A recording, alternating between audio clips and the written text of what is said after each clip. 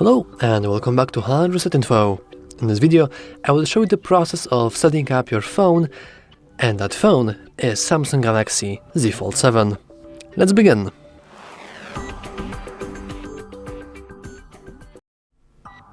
So, if you are right after hard reset or anything else, you should see this screen. Maybe you have forgotten your lock screen password, maybe you just wanted to reset your phone, maybe you are buying a new phone, or you just bought it and you see this screen. Without any reason, like it doesn't really matter what type of person you are, this tutorial should help you. So let's click that beautiful start button and let's begin. First, we should see the choosing of our region, or actually our language. I will stay with English from UK. Now we can connect to mobile network. We technically could enable this, but it would require us to input a SIM card, which I don't have on me right now, so I will go with next without enabling that. But if you have a SIM card that you want to enable right now, you could always do that. And if you don't know how to do that, don't worry, we do have other tutorials on our channel. Anyway, we have to now agree to at least the end user license agreement. If you want to, you could also agree to sending diagnostic data. Personally, I'm not a big fan of this, but you do you. Let's go with next. And now, this is very important part. We can easily set up our device using another device. So if you, for example, are switching from older device, like from older Samsung Flip or Fold or whatever, to newer device, like it doesn't really have to be Samsung, it can be anything, even an iPhone, you can use it now to skip the whole part. I am not going to do that since the tutorial is for, actually setting up your device manually, so I want to do a whole setup tutorial. But if you want to, you can always use the another device, and I would strongly advise you to do it, because then you won't be able to. You would have to perform a hard reset once again. So, yeah. Though I will go with simple choose a Wi-Fi network. And oh, that's interesting. As you can see, we have, normally, I don't think you should see it, but we have an authorized attempt has been made to reset your device to factory default settings. Connect to Wi-Fi or a mobile network to verify your identity. That's incredibly interesting, because it actually detected that I have performed moments ago a hard reset via recovery mode after I have forgotten my lock screen. So if you are coming from people who once again forget their lock screen, you should see this. So if you don't want to have your phone locked, maybe permanently, I would strongly advise you to log into the same network you've logged before. If you reset your factory reset, if you perform the factory reset normally, or if you just bought your device, you can choose whatever you want. You can choose just your network. For me, it's this one. And now you want to input the password to that network. I have just inputted the password. Now, if you don't know how can you find the password, usually it is as some sort of sticker near your router. So that's pretty cool. And of course, if the password is correct, we should be able to connect to our network, and done. We are now have a network connection, which is pretty important for further setup. And now we can connect to mobile network once again, which is pretty interesting. Once again, I do not have a SIM card on me, nor do I have an eSIM, which you can enable by scanning QR code. So I will go with setup later in settings. But once again, if you want to, you can do it now. And now we are getting our phone ready for the Google setup. So in any moment now we should...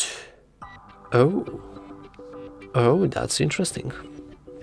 Now this is not what you're supposed to see, unless you did reset your phone and you have forgotten your PIN. So if you're coming from the people from previous tutorial on what to do after you have forgotten your screen lock, you can... Well, you can't really input your PIN because you don't remember it. You want to use a Google account instead. And the Google account is better because in the Google account you have the ability to click I have forgotten my password, what to do, and they should help you. So I do actually remember my PIN, so I'm not going to bother with the Google account now. But once again, if you didn't perform the factory reset via recovery mode, this is what you should see after the checking of your phone. So anyway, now we want to log into our Google account. This is pretty important, and it will allow you to, for example, use Google Play Store, though if you want to, you can always skip that, and if you want to, you can always watch our tutorial on how to set up your phone without Google account.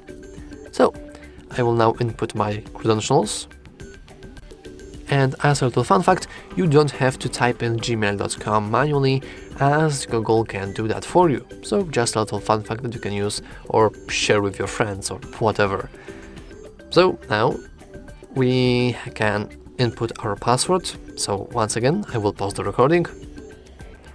And with the magic of pausing the recording, we have now our password.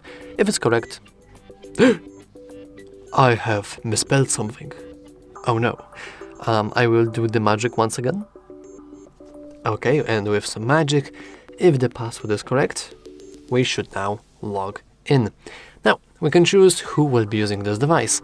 I'm going to choose I will be using this device, and if you want to set up parental controls now, which you don't have to, you can always do that after setup, but if you want to, you can always click my child will be using this device, and then you will go through the process of setting up your parental controls. Now, of course, I'm not going to show you that, but if you want to set up parental controls for any reasons, maybe you don't trust your child, you monster, you can always watch other tutorials on our channel on how to set up parental controls. Though I will go with I will be using this device, and now we have to agree to terms of service, play terms of service, and privacy policy of Google. So I will go with I agree, because we cannot disagree. We can just not add account, but that's not what we're going to do. Now, here we have something very similar to set up using another device, but this time with applications. If you want to copy your apps and data from previous older device, once again I would strongly advise you to do it now at this point, because otherwise later on you would have to use some sort of third-party applications to do it. So this is your one shot at doing that officially. But once again, as I said before, I don't have my older phone next to me, so I will just ignore that. As you can see, we have successfully added our account. We can go with next. And now we are getting our account info. And now we have the ability to protect our phone. So I will set a very simple pattern, though technically this is skippable, but I would really advise you to just set up whatever, but just don't forget it, because if you forget it, you would have to reset your phone, which is pretty stupid, so just don't forget it in the first place. And now we can enable or disable few Google services. Now, personally, I do not like sending usage or diagnostic data, and these two are acceptable, especially the first one, because if you disable use location, you won't be able to, for example, use Find My Device, which is pretty important in case you will forget or lose or you'll get your device stolen. So I will now hit accept. And now, very important feature, the backup. I would strongly advise you to at least back up your photos and videos, because I know so many people who don't have this enabled, and then they will lose their phone, or they will their phone will crash or do whatever, and oopsie, I have forgotten and I have lost 100 gigs of memories of my life. Yeah, that's kind of sucks, man. So remember to enable photos and videos. So I will go with turn on backup. And now we can choose our browser and search engine. I'm not going to talk about it because it's self-explanatory, so I will choose Firefox and maybe Brave. This will basically install Firefox and Brave. And now we can make Gemini our personal AI assistant. So I will go with continue and I will disable Hey Google, but if you want to, you can leave it enabled. And now we can log into our Samsung account. Technically, we could sign in with Google account if we have our Samsung and Google account connected, and if we don't, we just don't do that. Now, how can we actually skip that? Well, you can go with email or phone number, we can go with forgot ID, and now we can simply skip sign in, so you have a nice little tutorial on how to do that. Though I would advise you to log into Samsung account nonetheless. I don't have it right now, so I will skip that. But if you have a Samsung account, I would strongly advise you to log in now. But I will use this little trick of setup later in settings, though you will see a list of features that you won't be able to use if you are not logged in into Samsung account. Besides, you you've already like bought a Samsung, especially the Fold, which costs a lot of money, so just like create a Samsung account and be over with it. Now, Samsung service legal information. We only have to agree to terms and conditions. All of these below are optional, so I will skip the optional parts because like they just send you some random things, so you probably don't want to. And you have now a Samsung service, which is the auto blocker, customization service, and personal data intelligence. I'm not going to bother with disabling this, but if you want to, you can always do that. Now we have the ability to customize our phone a little, though I will stay in the light mode, since with light mode you can customize your phone pretty better. And oh, by the way, I didn't really recommend it, but you can always just do the setup on the unfolded version of the phone. I kind of forgot about it, to be honest, so yeah, sorry about that. Now we can unlock our phone and we can continue with the setup.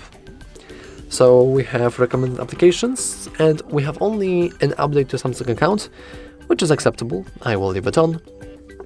I have accidentally clicked something. Okay, here we have a very important screen. Normally you don't see it, but you have a full screen. So this is basically a tutorial on how to do not break the phone. So you don't want to press the screen or the front camera lens with anything sharp, because you might get it scratched, especially since the screen isn't like glass, it's actually plastic. This way it can bend, but it can also have many scratches. So you want to also make sure that there is nothing inside your phone once you're folding it, that it isn't dust resistant really, so be careful about like taking it to beaches or anything. The phone is water resistant, but you don't want to probably keep it in the water too long. Do not ever remove the protective film, and do not keep it near cards and devices that may be affected by magnets. This is very important because many people forget about this and they are surprised that their credit cards no longer work, so you want to be really careful about that. But once again, we can now simply hit set. Let's go with home, and congratulations, you have now successfully set up your device. However, if you are not sure what to do next, you can always watch our first things to do after stop tutorial, which I will record right now. But anyway, for that video, I'm over. If you found this helpful, make sure to leave a like, subscribe, and as always, thanks for watching.